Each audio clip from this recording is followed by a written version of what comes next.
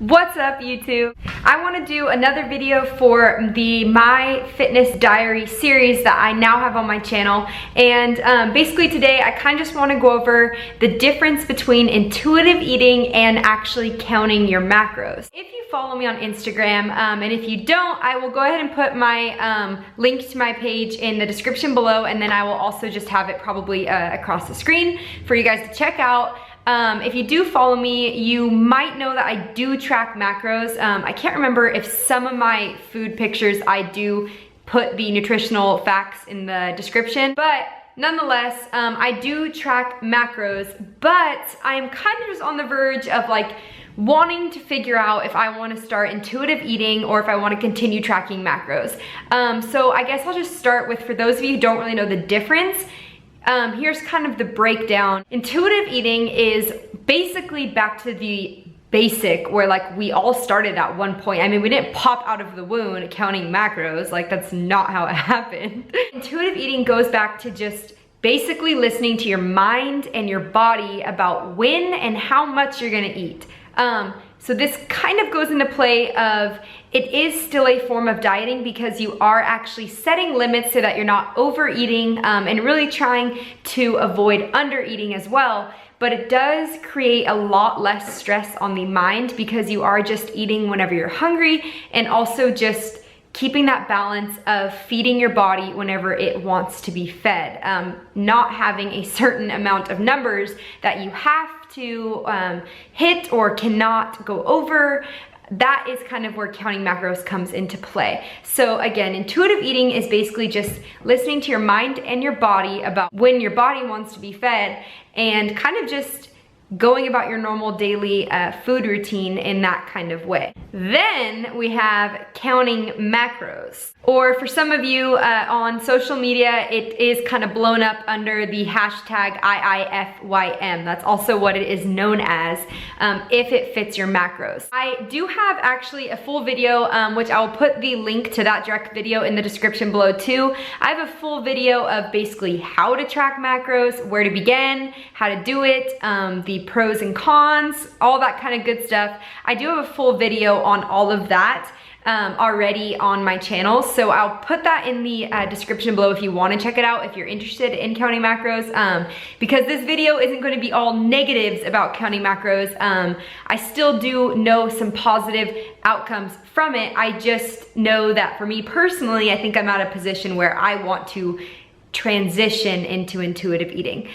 So here's basically a quick lowdown of what counting macros is, and basically why I think that it should be implemented, but there is a proper time for it. Counting macros is basically whenever you figure out your own individual body's needs as far as protein, carbs, and fats that it should be hitting each and every day to maintain, lose weight, or to gain size properly. So basically there is a set of numbers for each and every individual according to your height, your gender, your activity level, your weight, and going with that, a set of numbers, including a calorie count, which you should be hitting around those numbers, again, to kind of do whatever your goal is. I think that counting macros is a great way to begin a fitness journey. So if you're just starting fitness and you have like no idea of what diet you want to do, or if you're like, I don't want to diet, like I hate the terminology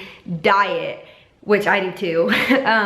I think that it should never be a diet because I think diets are short-lived and they're just all crash diets. I think that you should find a lifestyle that you can maintain for a long period of time. So I do think that it is a good way to start your fitness journey because it will give you an idea of how many calories you should be hitting, and while tracking macros over a course of time, you'll kind of develop like a habit of how much carbs you should be intaking, and also like how much protein and how much fats you should be intaking. Of course, counting macros is not the best way to do it long term as far as like how you control your food intake, but I think that it is a good place to start. So that's pretty much what counting macros is. The only thing that I have found that I do not like about tracking macros. And please comment below or say something if you feel the same way about me so I know that I'm not crazy, because maybe I am crazy. Like maybe I'm the only one that feels this way. I think that counting macros completely screws up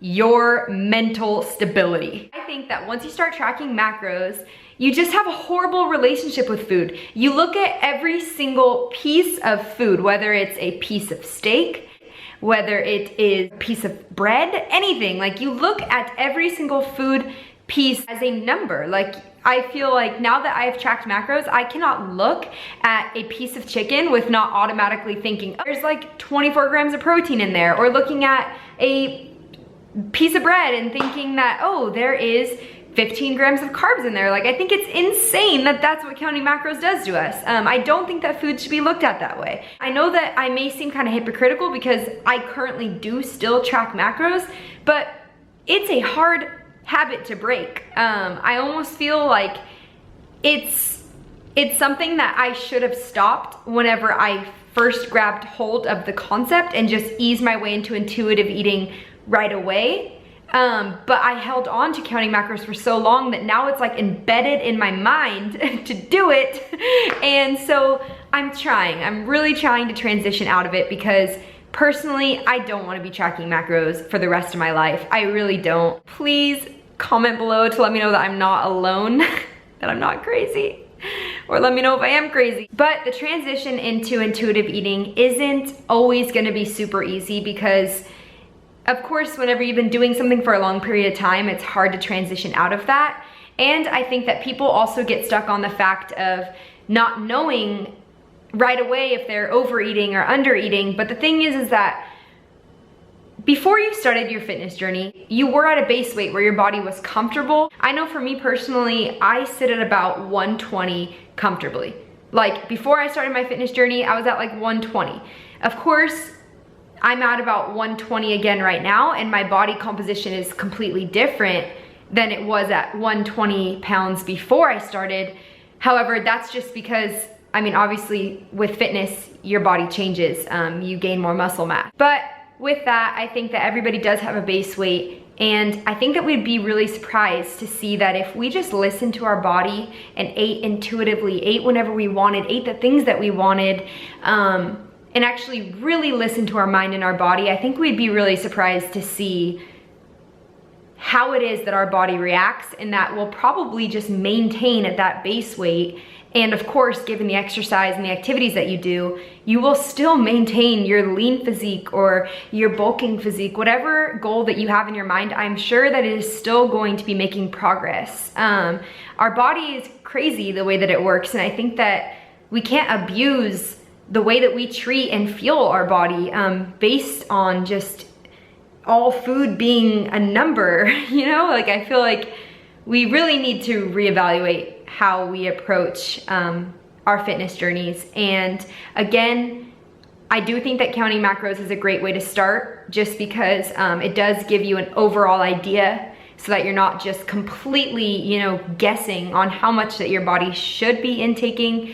But I think that quickly after you grab hold of that general amount of food that your body should be intaking, then you should be kind of making your transition into intuitive eating. I know that I made it, or I'm trying to make it a little bit later than I intended, but I am still really trying, and I think that that is a really big goal of mine as far as fitness, is that fitness and health, that I want to transition into intuitive eating and listen more to my body and to my mind, and to set my mind at peace and to actually just be able to enjoy things a lot more. Quick thing before I kind of end this video is I do want to say, if I, just so that, I mean, maybe this is a question that you kind of had in your mind while watching this, that if I was to compete, or when I compete again, I will transition back into counting macros for the duration of my prep. Having those numbers during prepping for a show is something that I think actually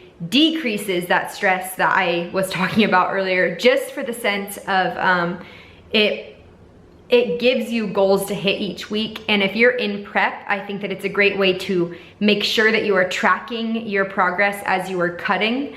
And plus, being in prep for a show is a lot more serious. For the time being, in off season, enjoying it, I am going to try to do that transition into intuitive eating. So hope that kind of makes sense. That's gonna be it for this episode of my fitness diary on my channel.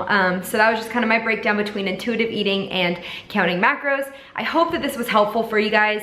If it was helpful, go ahead and throw it a thumbs up. Just let me know that you guys like the content on this series, and I will keep making more and putting those out for you guys. And then also shoot me a subscribe if you haven't already. I'm trying to post 2 times a week, and you guys know the drill. I will see you guys next time. Thank you.